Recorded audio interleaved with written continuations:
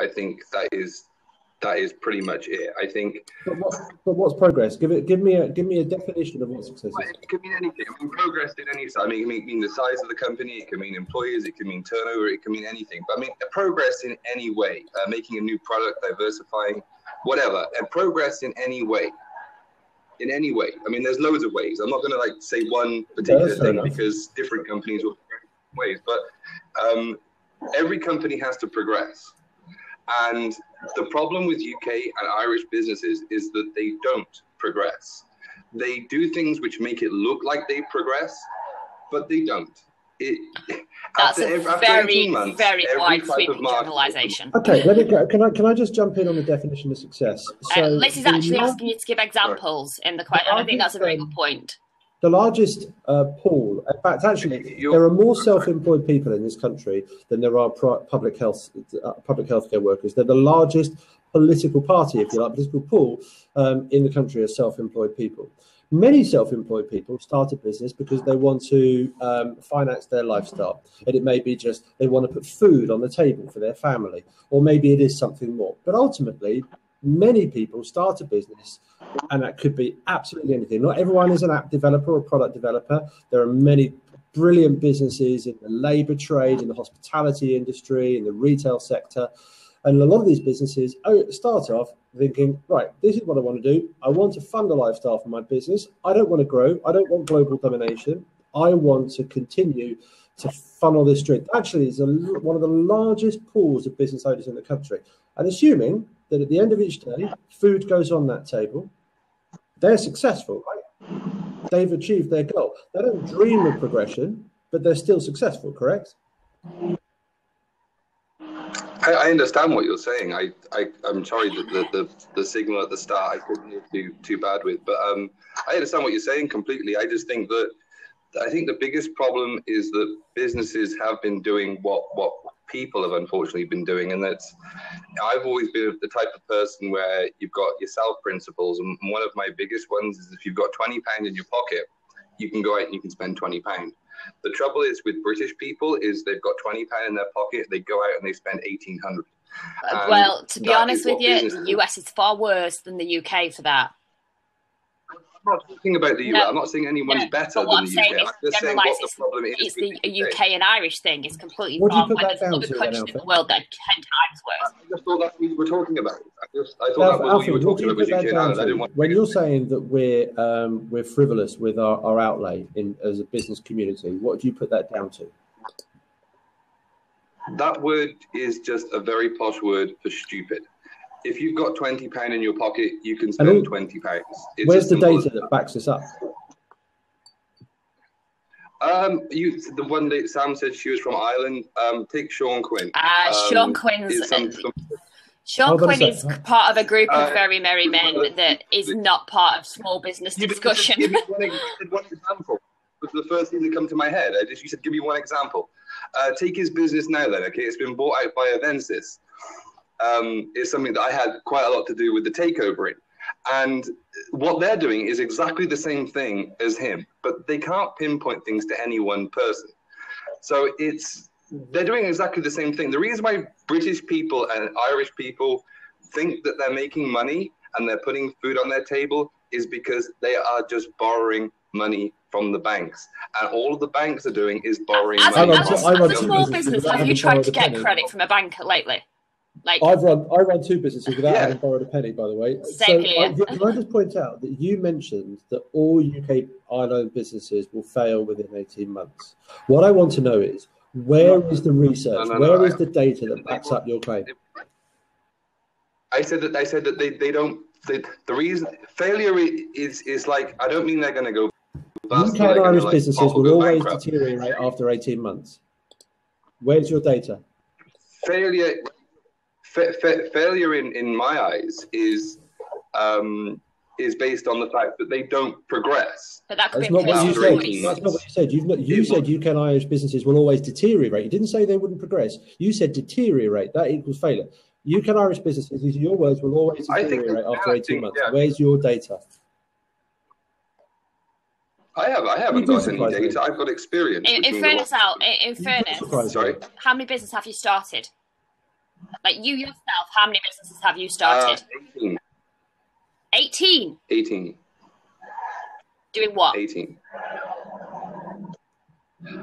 We've got 14 recycling businesses. You personally, not your family. You personally. No, that's, my family business is nothing to do with me anymore. I left that 8 years ago. I still have connection with my family, and I still turn up there sometimes. But I'm not anything to do with that anymore, which is refreshing. But 14 recycling companies that I've started. I've gone into 3 partnerships with investment companies, which have mainly gone into, we've got one rope company in South Africa, we've got another rope company in Colorado. Yeah, they're my businesses. And the reason why I don't run any of the businesses in the UK or Ireland is because nothing happens eventually. I've done it before with my family business. My family business is still running in the UK. They're still going strong, but they don't progress. It makes it look like everything looks like it's becoming new, and it looks like it's becoming better, and it looks like it's progressing and it's making improvements. But everything you're saying is conjecture. You've at not one point given me an example or fact that backs up your claim that all businesses will deteriorate in 18 months. Okay. Liz, you're making some great points in the comments there. Do you want to actually jump in the seat? Because I'd love you to take this one on. So going back, Alfie, where is your data that claims that all UK and Irish businesses will fail in 18 months? You're getting a lot of airtime here, but you've not given us one proof that what you're saying is true. Hi, Sal. Hi, Liz. Hi, Alfie. Hi, Liz. Hello, Liz. I mean, if I started coming on here with data sheets, which is just something also that known I as just fact, don't want to do. Go on. But I've just come on here like you guys. We're just 4 heads, and we're all talking. No one's got paperwork in front of them. I had no idea that we were going to be having different opinions. For all I know, you could have shared my opinion. I'm not bringing in my data facts here. I'm just bringing my opinion, which is my experience, which is just my knowledge. It's just going to come from here. It's just my opinion. I'm happy that you don't agree with it, and I respect your opinion. I'm really happy to listen to it as well. But I'm not going to bring data sheets onto a very poorly made app. That's fair enough. That's fine. Just to take the heat out of this, I think it's absolutely fine to have different opinions. I don't think anyone would take that away from any side of this kind of discussion. But you can't just say that this is what I believe without having some basis for that belief. And if that belief is on your experience, what is that experience? Because we haven't heard that. I haven't heard the examples, what make you believe, what examples of companies that you've seen that you feel makes you say that the whole of the UK can't have a successful business. I think that the general, I mean, the thing is that everything that I will say, and if I do start making examples and I start bringing things up of things that I actually know and start giving you these facts. Sorry. Am I still there? That would make we lost you just after what I think was a key sentence, but go on. if I start doing that, it's where was I going with that? If I start bringing up, you guys are not going to like my opinions. Obviously, I can tell straight away. That's fine. That's fine. But I still, you start bringing up, and you should be able to say it. Though. It's not. Yeah, it's not a case of not liking it, Alfie. It's I will respect anybody's opinion when it's presented to me in a way that I can understand how that opinion was arrived at. And so far, I haven't heard any realistic basis for you having that opinion. Well, I mean, okay, take the business in the UK, okay, because that's something that I can talk about, which kind of makes sense with why I think businesses deteriorate. I think that they fail in the eyes of the fact that they don't progress. Straight away, I think people which, like, because say it's a waste company. Waste is something which is collected from people which create the waste. People which create the waste are not creating as much as what they did before. And a lot of companies are picking stuff up and they're moving stuff out either to, I mean, I've even heard some people started moving, I think it was Watts, the tire people, they sold out to Trelleborg, the Swedish company, and they started moving stuff to Mongolia, which is something I've never even heard of yet. They're starting taking presses out of the ground and moving stuff overseas. And the biggest problem with my family's business, with the whole waste recycling, is I think that because we actually don't we import 52% of our food in the UK. So there's only 48% of it we actually create. So I think that after something like 15 years, we would pretty much end up starving ourselves out, which kind of doesn't make sense to me at all. But they're making so much waste in the UK that they can't deal with it. You know, we've got that much storage, that much landfill. People are trying to recycle things, and it just doesn't work in the UK. They either can't get the staff, they can't get the machinery, or they just can't get the product. I think. Okay, Alfie, I think you've gone quite off topic here, so I'm going to bring it back to the original discussion, which was about how us UK and Irish businesses can actually help and support each other and not knock each other, which you're clearly doing. And thank you for yes. So I'm actually going to bring it back to topic now and say, actually, how can we help each other? Because I think that's far more productive than actually saying we're all shit. Because actually, I think if we have a show of hands in the comments here, you'll find there's a lot of people with successful businesses that are actually doing okay. And I think actually even in the commenters here, if we all held our hands up and said, no, I'm okay with my business. I'm doing all right. Thank you very much. And if anybody else would like to actually hold their hand up and say, yeah, I'm self-employed and I've been self-employed for quite a long time. And I'm okay with it. Like, I'm okay. I may not be a multimillionaire. I may not have an Aston Martin parked up the drive. I may not have a private driveway. But you know what? My family, because I'm a mother and I'm a single parent, are provided for. My child she has gone to school this year in a new school uniform. She has food in her stomach. She has shoes on her feet. And she doesn't have to walk to school in pouring rain. She has a good enough standard of life that I'm happy with and that she's happy with. And if my business provides for that, I'm okay with that. I mean, I think if Alfie is right, if Alfie's opinion is right, and we should all respect and listen to it, then if his opinion is right, then that's even more need for us to get together and support each other through whatever these issues are that mean that UK businesses can't succeed.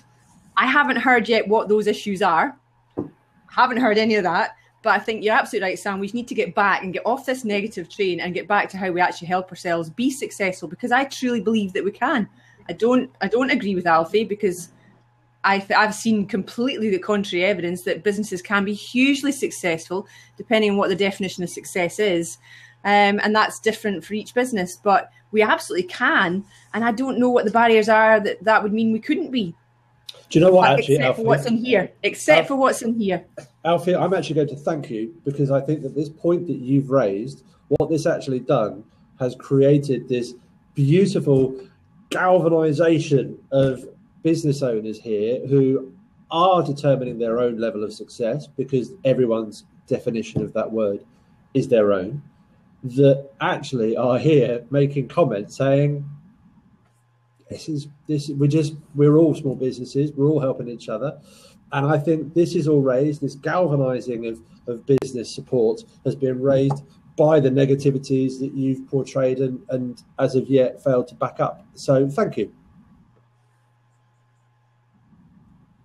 Well, I don't think people are never going to like to hear, I mean, if someone says to me, I've got funny eyebrows or something, I mean, it's the truth, but people just don't like hearing it. That's the one thing that I'm concerned about. I mean, we're going around in circles a little bit here, because at no point have you given us any form of evidence that can help, not convince us, because it's not about changing our beliefs to suit yours, but to back up why this is your belief, why your experiences have led you to this. You guys said I was like to give you one example. You said I was like to give you one example, and I don't know why, but the first thing that just shot to my head, maybe because Sam said she was. But Sean Quinn is not a small business. Sean Quinn, yeah, and he got greedy, and he got exceedingly greedy. He overborrowed from the bank. He got millions upon millions upon tens of millions in debt with mortgages on properties he didn't even own. Like that's. Well, you asked me to give you one example. Give me one small business example. One example does not make. No, I agree. I totally agree. Liz. I think we've given us so much airtime. Let's get back to the support. Because this is so negative, negative.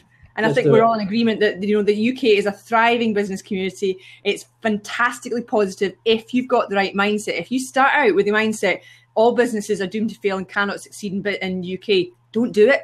Don't do it. Leave it to the rest of us who believe it can. That's exactly what I did. I mean, I couldn't do it. I found it too negative. So what is it you're doing now then? What is it you do I now? went off and did other things. So at the moment, I'm not doing a lot. I'm at a complete loose end. Like I said, we have 18 companies that I've invested in. 14 companies that I've created. I've got 4 companies which I'm in a partnership with / kind of invested in. At the moment, everything's fine. I'm looking for new things to invest in. The one thing, the reason why I'm on Blab is because I have recently invested a lot of money in an app which is probably going to go against this. It's an app called Beam, which is BEME. It's co-founded with Casey Neistat in New York. And that is something that I was interested in trying to maybe look at other apps, what they're doing at the moment. This is the reason why I'm on Blab. I think one of the positive things I would like to see, like from the UK, because that could quite happen, because the government keep pushing all this film nonsense in the UK. But the apps and everything, I'd like to see a big app come into the Alfie, UK. I'm going to have to stop you there because the title clearly says no pitch. And it won't succeed anyway because you're in the UK, so it's exactly. I'm actually going to. Okay, so I'm going to end. It's not going to work. Okay, so I'm going to end. Thank you. I was about to say I'm going to end the negative discussion and you're gone, but clearly beat me to it. That was incredible. Actually, I started this Blab, as I said to you, Sam, in not the brightest of moods. Here's Chippy up. That's my cat saying hello. Oh dear! I'm actually feeling quite positive now. Oh dearie me! So back to the topic in hand. Did that really happen?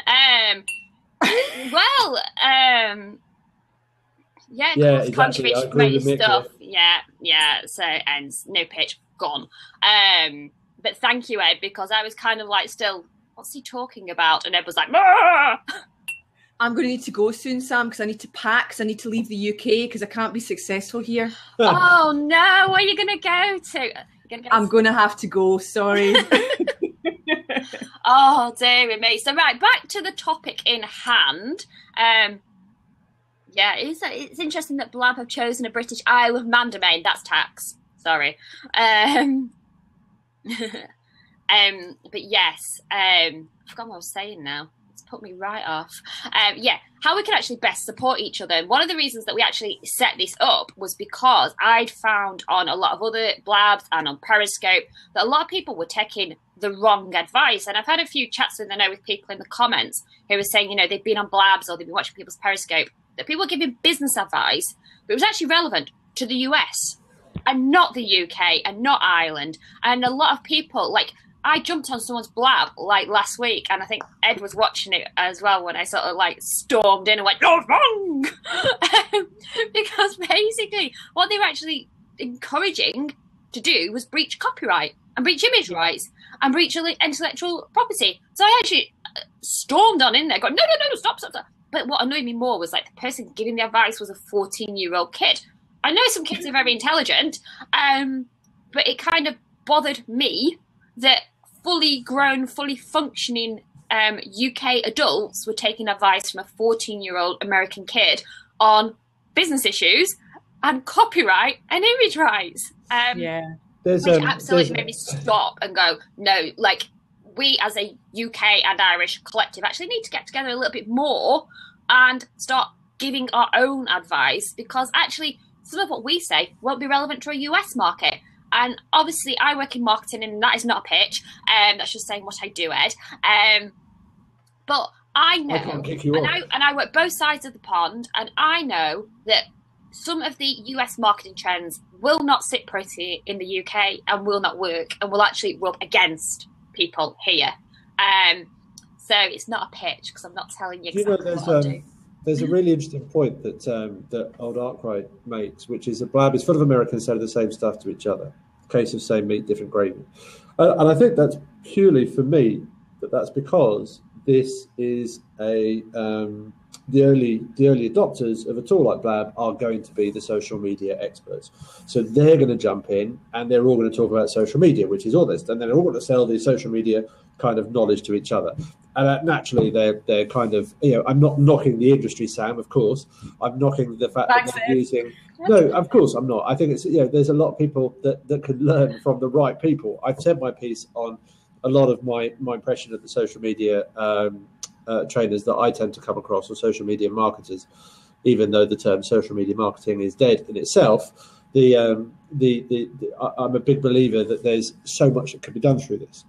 And a lot of people just hijack it. So the early adopters of this is going to be people who come along, and unfortunately they're all in the same industry, so they're kind of stuck, other than selling their knowledge to each other.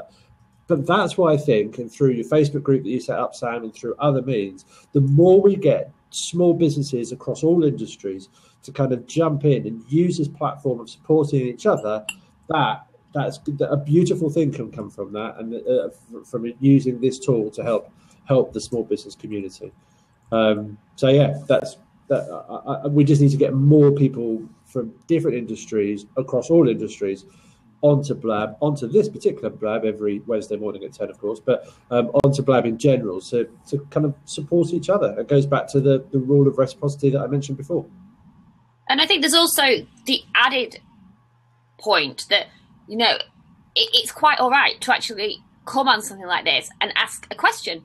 If somebody wanted to ask me or Liz or Ed a business question now, I'm not going to say, oh, well, you're not on the meter, so sorry, I'm not answering. Like, I'm always fine. I believe in the whole give your knowledge away. And I think there's also a good forum to be had and created by actually saying, you know what, I can actually go in there and get realistic business or marketing or accounting or whatever advice I want that's actually relevant to my business. Because why would I go on a Blab and ask like someone who lives in another country about accounting advice? And that actually was another one that I jumped in on, because I actually saw someone giving really bad, incorrect advice about our VATMOS rules and about the selling of digital products like, your ebooks and your e-courses throughout the EU. And, oh no, it doesn't affect us. It's like, yes, it does. And that's actually, that's a big thing, because they were actually telling people how to avoid paying VAT. And I was like, should you be doing that in an open forum?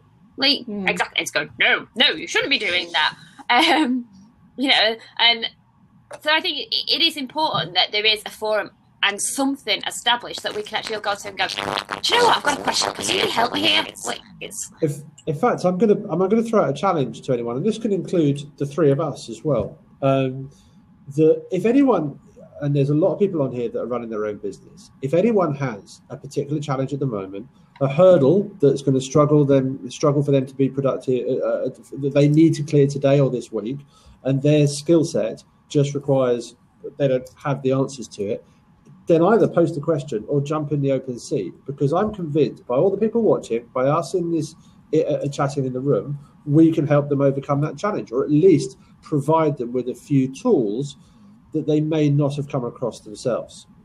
And that's what could be so beautiful about this. So if anyone has a particular challenge for their business that they need to resolve today or this week or in the near future, then pop the question along, jump in, and let's see if we can resolve it together. I think that would be fantastic.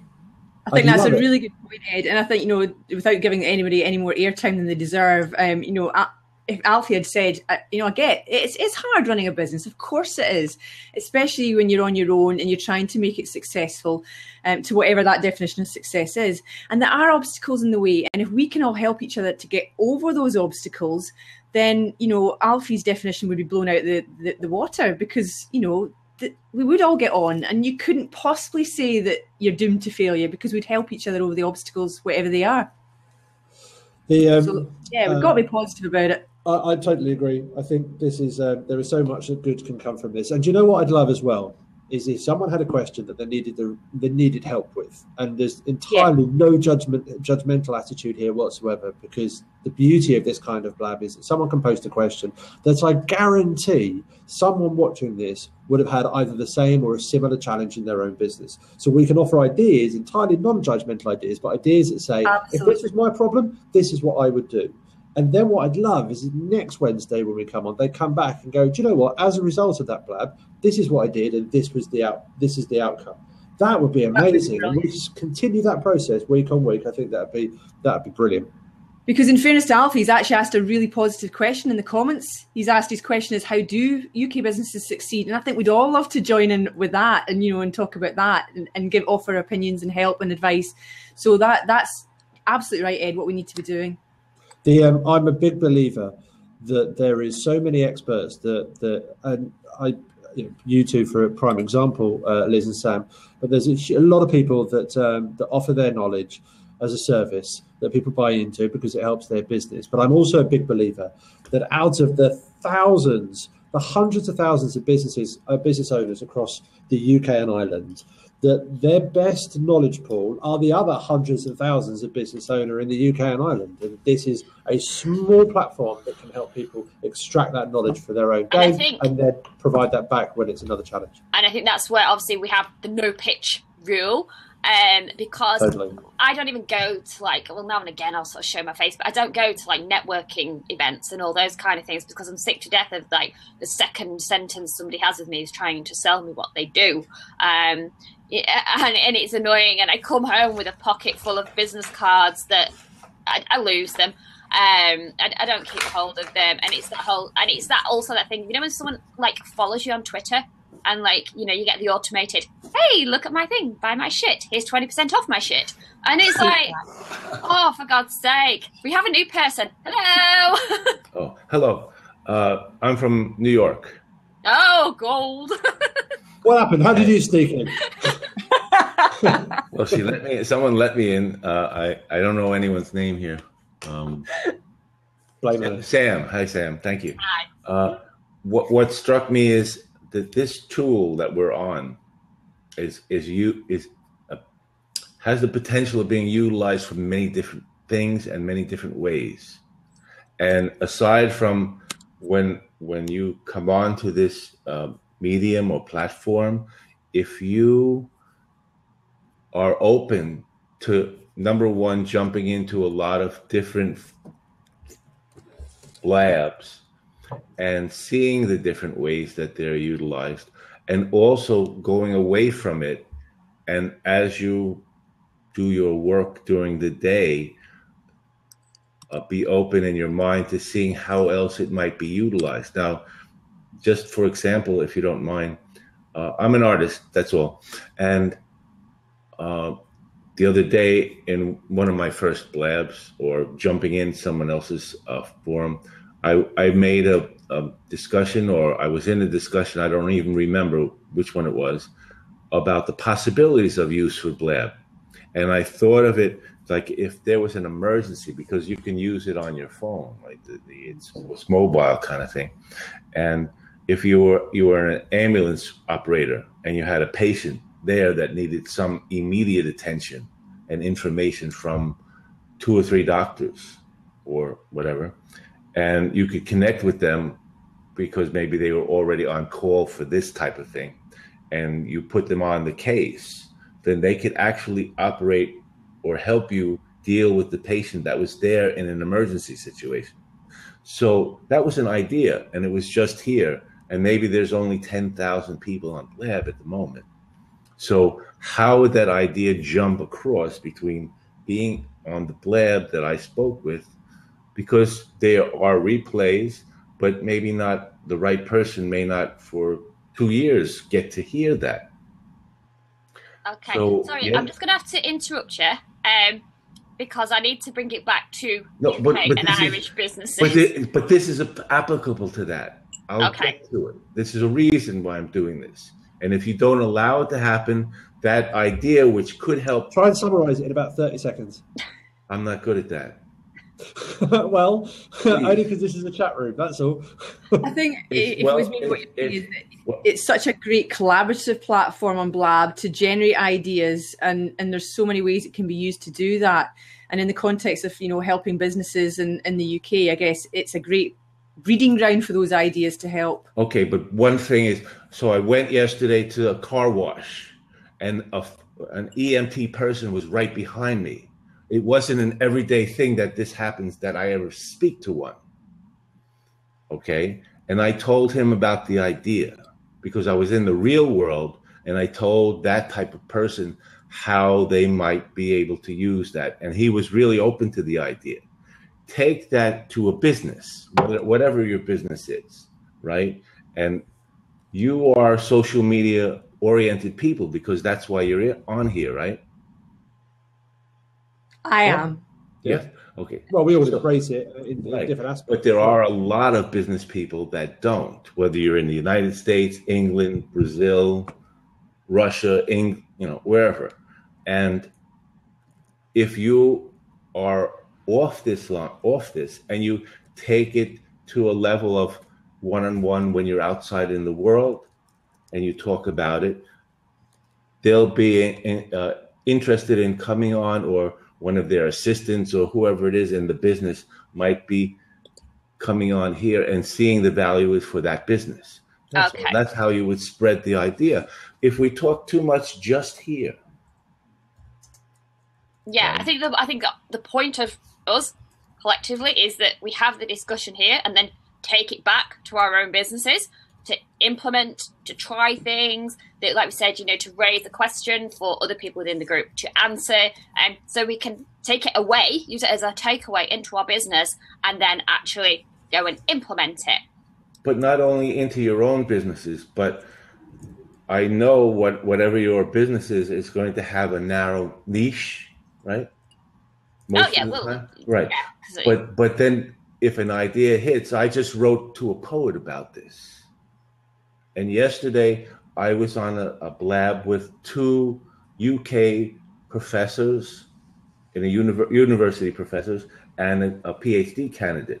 And I was talking to them they were in there talking about education, and I jumped in, and they allowed me, because the lady, the PhD university professor, who had seen me the day before in another one and already knew me, allowed me in, and somehow I think they got some value from whatever I was saying and ideas, and she said about something that I said, I never thought of that, and it's applicable to her educational system in the UK. So there are cross ways. Now, you mentioned about copyright. Can you please, because I just heard the tail end of it, can you please explain to me what you were saying? Oh, yeah, that was somebody going on about, you can just film whatever you like. And it was a load of rubbish, to be honest with you. But what basically someone was saying was asking about, permission to film in certain places, which obviously you need.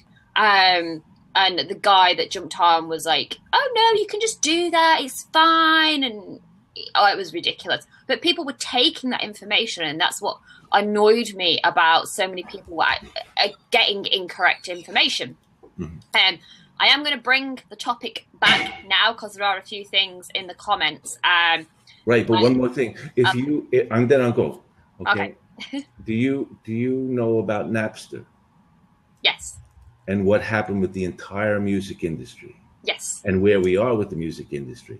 So if you were to say when it was first started, the Napster, that, you can't do it, you're not allowed, but somehow whatever happened became an industry-wide thing. So that can change. It can, but if you also, I don't know how aware you are of this, but obviously what the person was basically saying was they wanted to periscope a live sporting event, that the rights had been bought by a TV channel, okay? And they thought they could just sit in the ground, periscoping it. No, you can't do that. There's image rights, there's copyright, you can't just periscope something that somebody has paid millions to televise, because they'll find you and they'll come at you and they'll sue you. And that does happen, and it does happen.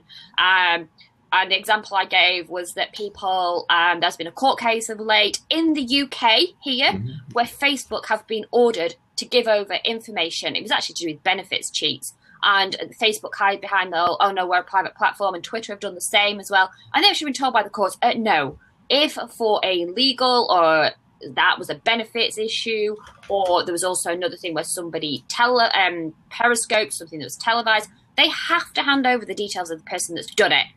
And I think people like Sky Sports, who this was the actual thing, have deeper pockets than the little person with their iPhone thinking that they're absolutely fecking great because they're streaming something they shouldn't be doing.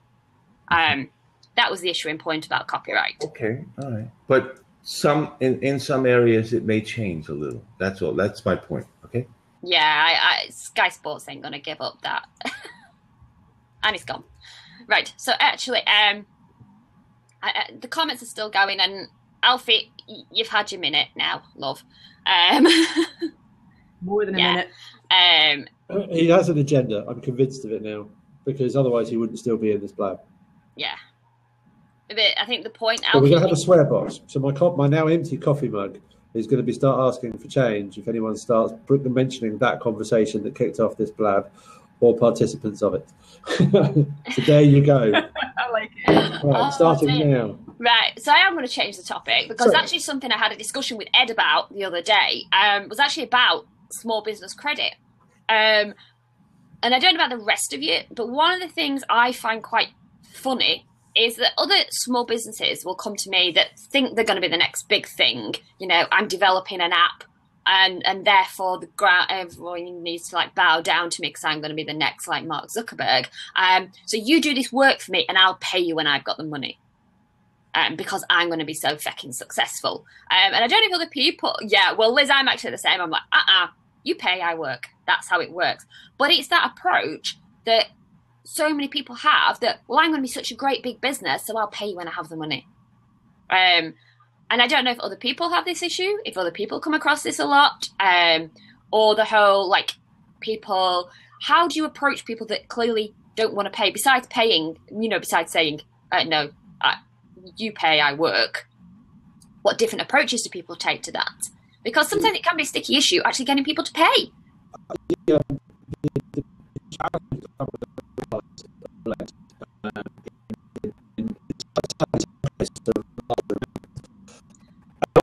Ed, you sound like a Todd. You're in the TARDIS, you're a Dalek or something.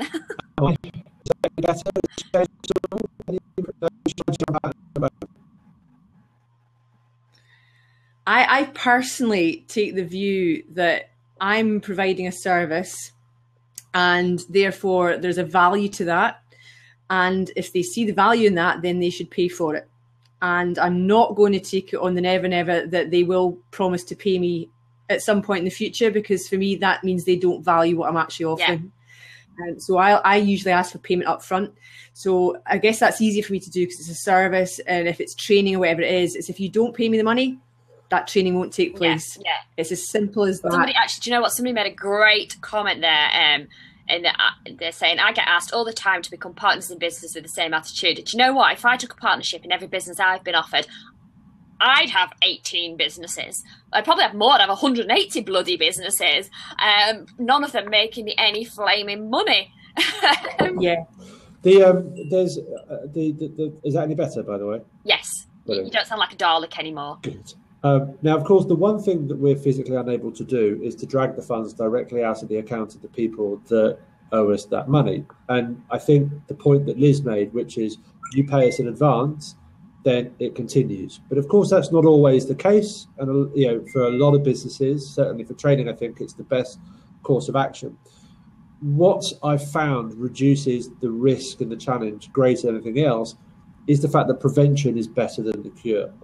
And having terms and conditions, at least that discussion that says, this is what I'm going to do, this is how much I charge, and this is how I expect to be paid. Now, certainly as well, when you deal with larger businesses, trying to expect a 7-day or a 30-day payment terms is going to be highly unlikely. They go through a number of channels. There's a reason it shouldn't happen, but it just doesn't. Some of the worst payers are some of the largest companies that can take anything up to, reportedly, according to the National Office of Statistics, a year to pay a debt. because of their processes. Now, of course, legislation, in my eyes, should be one thing that forces the big boys to pay the smaller boys quicker, but there you go. So having that conversation in advance, so this is how I expect to be paid, then the other person may come back and go, we pay our bills in 60 days.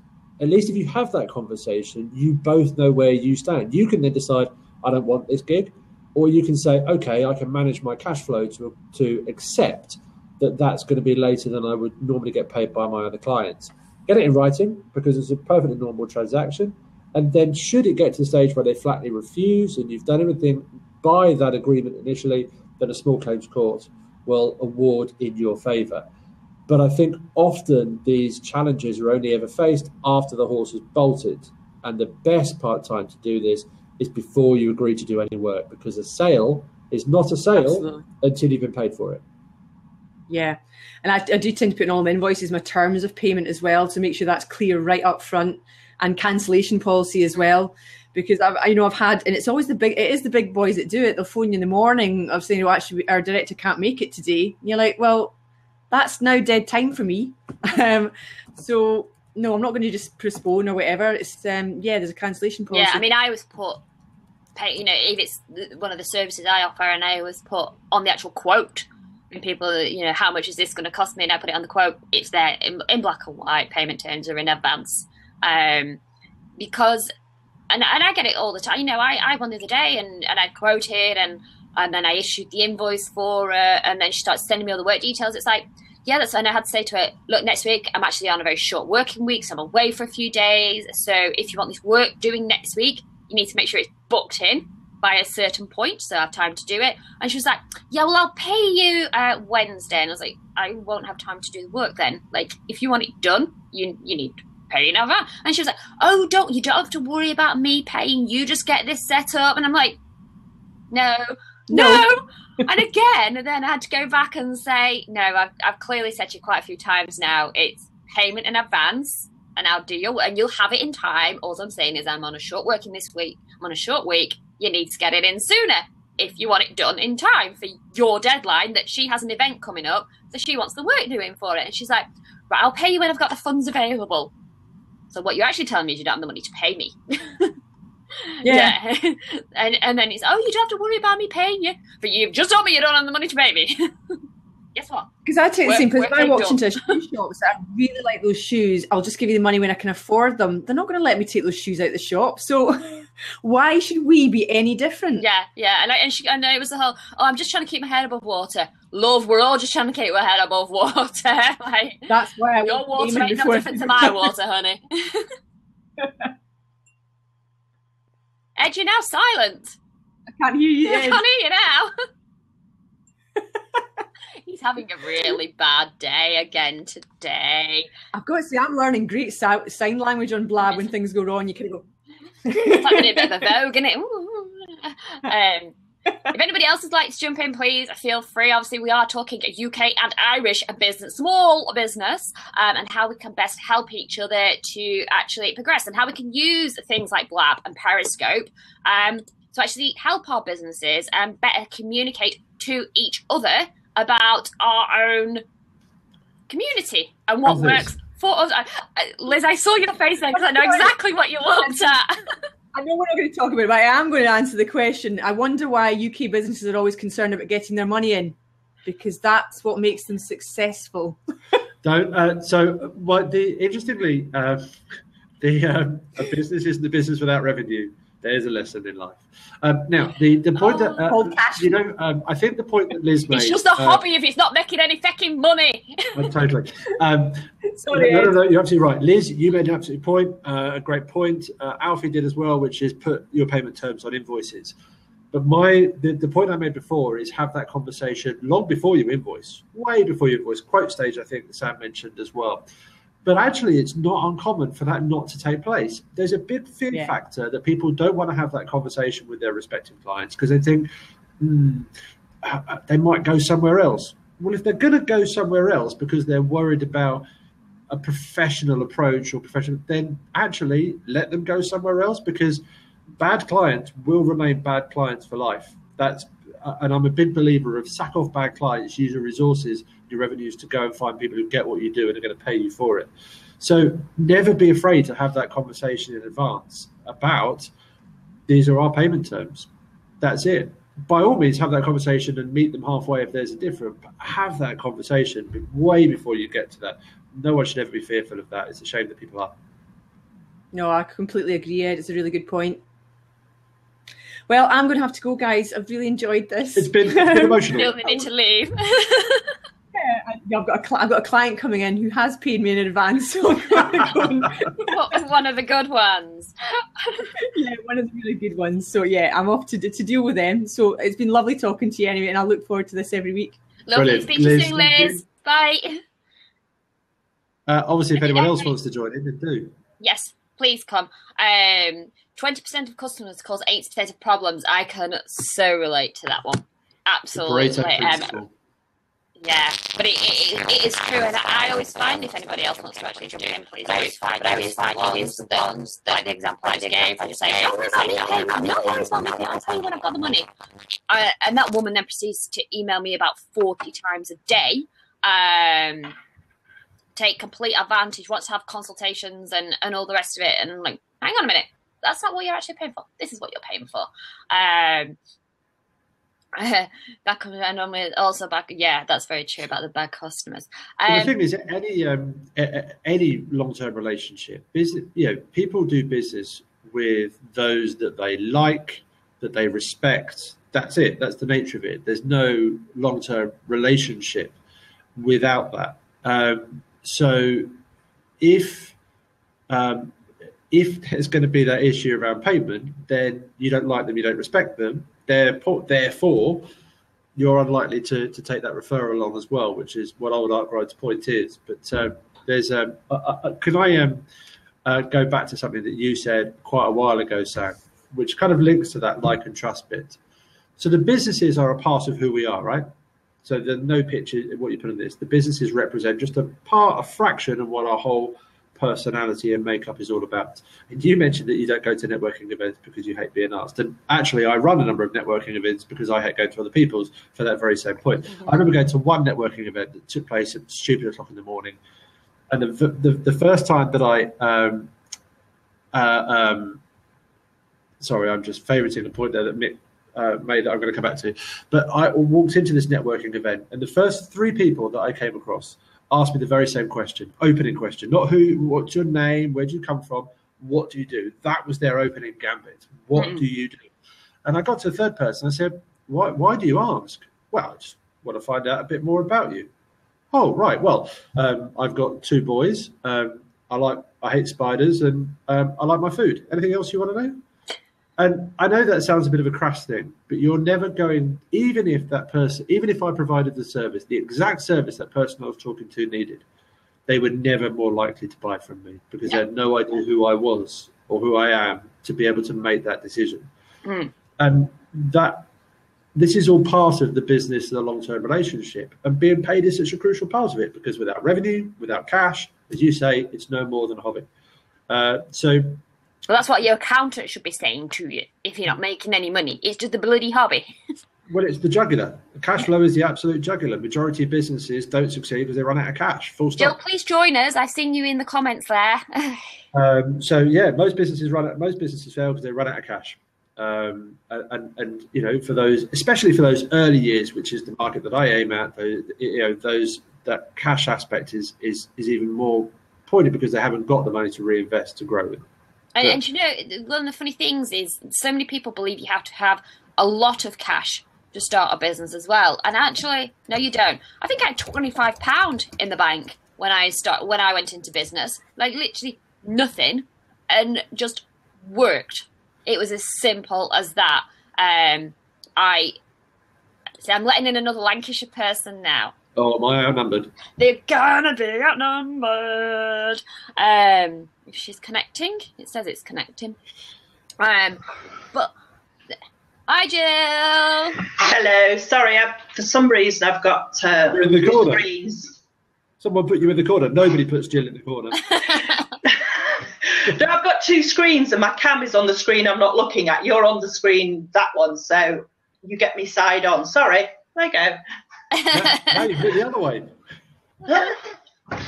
Sorry, you get used to these hands. They get in the way of everything. See, Jill was talking last week about whether to blab or not to blab. So now I've just kind of like blab shamed her and made her join the group. So she has to blab. She sneaked in the comments there after I had told her the other day, no, come blab with us. She sneaked in the comments and I spotted her. No escaping now. So Jill, how do you find people, like, we're talking like obviously credit and payment terms, and do you have problems with people like, you know, pay you later? I am in a strange position in that I now work for the Business Growth Hub, based in Manchester, serving the whole of Greater Manchester. Yes, I'm a Lancashire person. Actually, no, I'm a Cheshire person that lives in Lancashire. But I also have a business. I've been in business for myself now for 15, 16 years. One of them being an accountancy practice. Okay, shoot me now. I always have stated to anybody and everybody that you must have a good credit policy in place, i.e. make sure that you're sending out your invoices, sending them out on time. This is, of course, if you're not taking payments in advance as you do, Sam. But you must be checking things. You must be making sure that the invoices are received, because the usual way of people get out is, I never got your invoice. Check within hours of sending it. There's no excuse then, because you can send it again. Check the day before the payment's due that they've got the invoice. Check on the day it's due that they've got the payment made. Give them a day after and say, you ain't paid. And people go, they're going to hate me. They're going to switch off. They're not going to do anything. After this happening twice, they get used to it. They suddenly realise that they should be paying on time, and it actually encourages them. And although it's a semi-automated process, it just works. And please, please, please don't be scared of ever saying to anybody, you know, have you got my invoice the day before it's due? They'll get used to it. Yeah. They'll expect it. Well, and then they pay on time. And they create a pattern of payment, don't they? Yeah. Because they know that you're going to be on to them saying, oi, pay up. And another point I actually picked up on your Periscope the other day was about financial management for small businesses. And obviously I admitted to being an ex-finance person. That was actually when I was in Ireland, and I worked as an accountant over there. Hence why I knew a lot about the boom bust economy of Ireland. But one of the things you said as well was about financial management and actually watching where your money's going. And I think and I found when working in accountancy, and I would have like small businesses, you know, and I would have like tradesmen turn up they'd like be around the vans, scratching all the receipts together, and that's my books for the year. Yeah. You know, they didn't have a clue where the money had come, where it had gone, what they'd spent it on. And it's a case of, well, that's just bad business management. It's not just bad finance management, it's bad business management. Because how do you expect your business to survive if you don't know what's going on in it? Exactly. Where people are starting out in business, they've got a cash flow forecast. I would say simply create another column next to each month and put in actual figures, because it then lets you work through almost right from the start. Hold on a second. Don't you just love it when the phones go? I would say right from the start, it helps you then to work out how far off target you're going to be, or how far ahead you're going to be, and it lets you adapt. And it's just those very simple things that people don't do that they kind of need to do. Oh yeah, and somebody told me this, donkeys years ago as well, about actually when you first go into business, it's having a personal survival budget, and actually create your spreadsheet of your personal survival budget, because so many people do it in their head, like, oh, I need this to pay the mortgage, and they don't factor in so many little things that are actually taking up a huge chunk of your income. and they're going, oh, well, yeah, I've made $2,000 this month. And it's right. Now take your tax off, take your national insurance off, take out your living expenditure that you need to live off. What's left to then buy your materials you may need to fund your, buy stock, pay for, if you're working in online things, pay for your hosting, pay for all the different things. And then they go, oh, actually, I've not made any money, have I? No. No, there seems to be this whole thing about, I have a business and the business is going to pay me some money. And, but it's not going to be enough this month. Therefore, I haven't worked out how much I need to survive on. That should be something you're doing right at the beginning. You need to work out your break-even figure. I'd love to know how many people know what their break-even figure is. A lot of people go, hey, it's about. You should know. You should know. I think Sam raises that good point. A lot of people's break-even figure doesn't include what they need themselves to survive and pay their own personal income.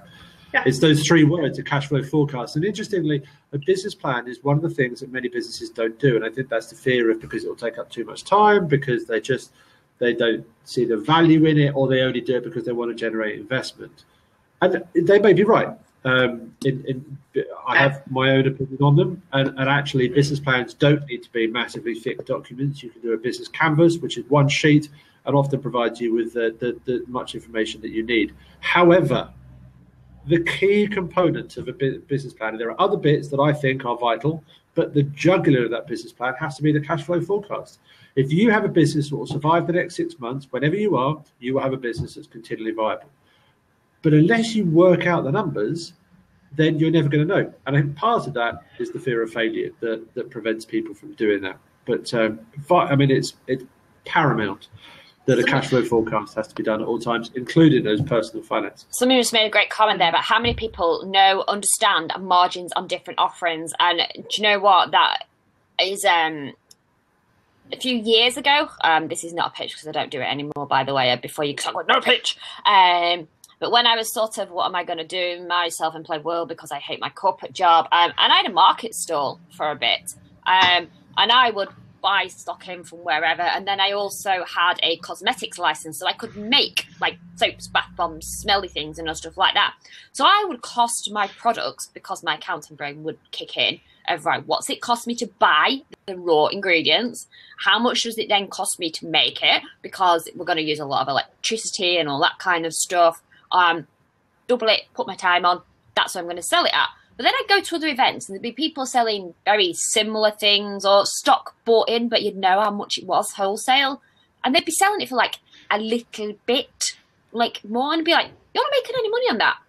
Yeah, you're selling something for £2 that I'm selling for £4, but you're not making any money. And that brings a great point about like margins. You're not actually, if you're not making any money on it because you're selling it for like 20p more than you bought it for, you're not going to cover your costs. And people would say to me, oh, but could you not do it a little bit less? It's like, but then I'm not covering my cost. So there's no margin in it. What's the point of me even getting out of bed to do it? Yeah, it's a standard thing. People think that they're overcharging when in fact they're not. They're literally just making money on it. Being totally British, sorry, any Irish people watching, but being totally British, we are very, I know. I've got another half who's Irish, so I always excuse him as well. We tend to be very reticent and very backward about coming forward. And we still do this even when in business. And it's kind of, for goodness sake, you're trying to make money, you're trying to be successful. Well, everyone has different goals as to why they're in business.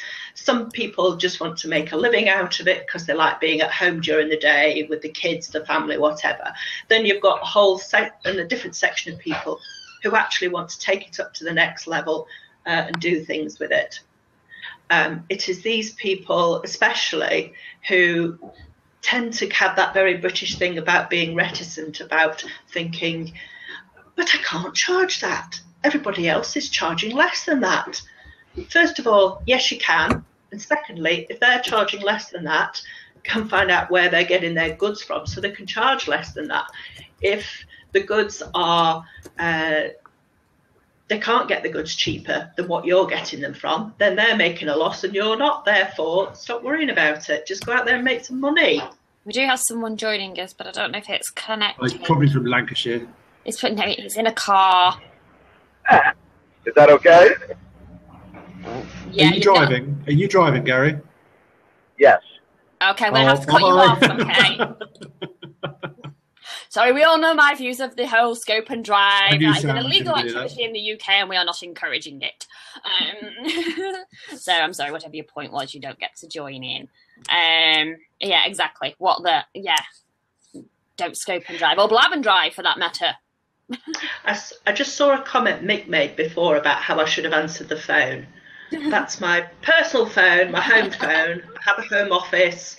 This stuff behind me is my 20-year-old son's part of the office, hence the fact we've got dogs and taxis and all sorts of cars everywhere because he's into cars and scrap parts, etc.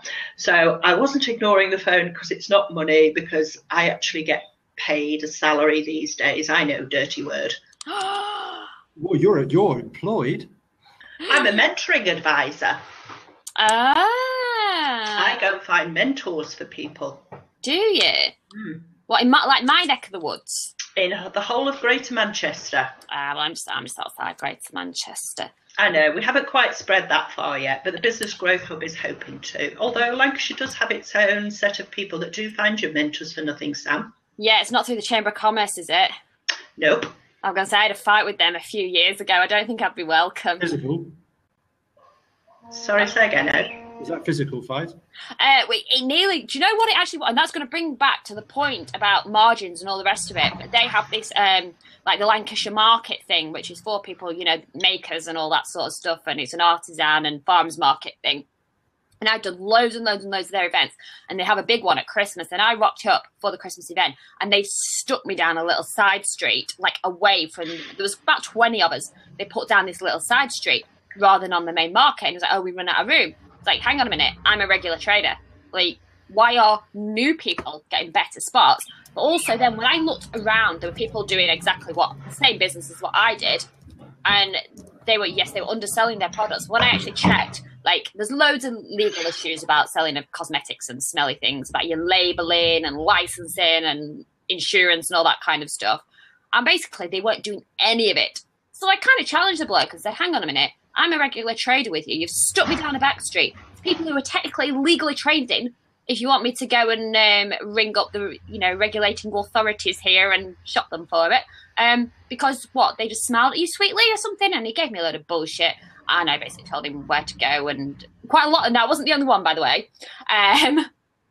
Because they were saying, hang on a minute, you've let people from outside of the area come onto this locals market to trade and basically not giving a shit if they're doing it legally or not. He didn't like me for it. No, well, people don't like often what they don't want to hear. No. Would life be boring if we were all the same? Well, exactly. Has anybody else got any questions or anything they would actually like to bring up? I think the chat around late payments is certainly one that people need to watch back again and just remember to set themselves some have that conversation in advance with clients. But I think it'd be great for anyone that's watching, if they want to join us next Wednesday, to bring a challenge that they've got for their business to the chat. As a collective, those that are in the room or those that are chatting will try and offer ideas to help them overcome it.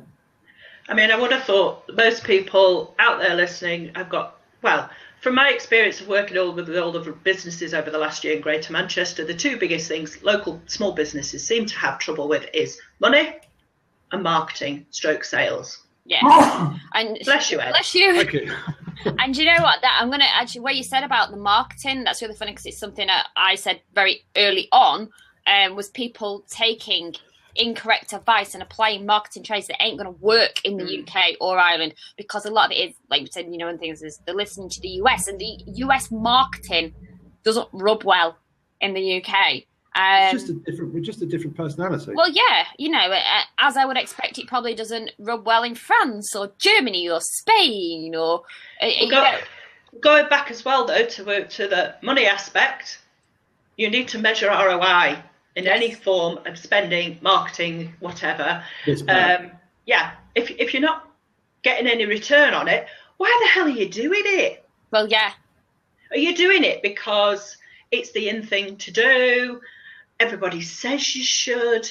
But yeah, please go ahead and measure. It's like all the 16-year-olds sat in the bedroom creating apps that's going to make them so much money. And actually now, if I get inquiries from apps, I'd say no, sorry, because they don't make any money. 60% of apps are never downloaded. Well, exactly. Yeah, and it's a scary figure. Yeah, and you know what? So many, and they just don't get off the ground, or they outsource the development to people that don't know what they're doing, and just loads and loads of things like that. But obviously, it's the cool thing. I'm going to develop an app, and it's going to be really cool, and it's going to make me loads of money. And no, it's not. Sorry to burst anyone's bubble there, but they don't make any bloody money. And they need an awful lot of marketing, which requires an awful lot of money to get them in front of people. Like, I think a lot of people don't realise, even this, like Blab, I think it's backed by Bebo, isn't it? God, like, that's a bit of a blast. Yeah, I was really shocked to hear that. Somebody told me that. So I don't know how 100% true fact that is, but I was really shocked to hear that. And obviously Periscope is Twitter. Like, they have big pockets of money, hence why they can market to get them out to such a lot of people. If they were just somebody like sat at home in the bedroom with 20 quid in the bank, no one ain't ever going to buy it because they haven't got the funds to get it out there to market it. So yeah, like I said, there's of course it's not always about having the money to create a new tool that hasn't been created before. It's about doing what you're doing better as well. If you think that Google was the 28th search engine that came into existence, but their market share is far bigger than one of the early adopters, which was Yahoo, because they just did it much more succinctly, better, and got a better return on that as well. So it's not just about creating something new that hasn't been there before, but doing what you're saying, doing what you're doing better than your competitor. I'm going to make Ian Calvert's point here. The guy who owned, sold and bought back Bebo is the main funder of Blab and is now living based in Dorset. He is UK. He has a business in the UK and he's made a shitload of money.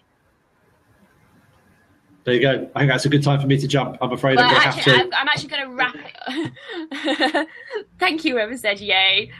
But yeah, there is one example of someone who has, and it doesn't matter where he made his money because it's online, so it could be anywhere. But he has chosen to be in the UK. Hopefully he's paying his tax in the UK and not dodging it somewhere. And I'm actually going to wrap up this week's Blab on that note because us business owners need to go do some work. And actually make some money to run our businesses. I have got a client I've got to chat to, but that's after 5 o'clock when I finish my work here. Yeah. Looking at Alan Sugar, he started selling car aerials out of his car boot. There you go. So people. Thank you, Mick. Look at that. Thanks for this. Best I've seen. Bless him. Thank you, Mick. That's very kind of you to say. Join in next time. Oh, Ian's making a great point here. The guy's in Dorset and he's investing in that village, plus buying the pub, the fish and chip shop to save the village. There you go. He's even investing it back into his local economy. Beautiful note to end on. It is. So thank you everyone for joining us. We will be here again next week, Wednesday at 10 a.m. If anyone has any questions, comments, all the rest of it, please go over and join the Facebook group that is specifically for UK and Irish business people who want to help each other, support each other, lift each other up and be nice to each other and not be negative and nasty and make comments and say we're all going to fail because we're not. And on that note, I am going to leave you all. I'm scared now. Did you like my authoritarian? Hang on a second. I'm just only because Catriona's asked what the... Hang on, I'll get the link for you now. Hold on 2 seconds, my dear.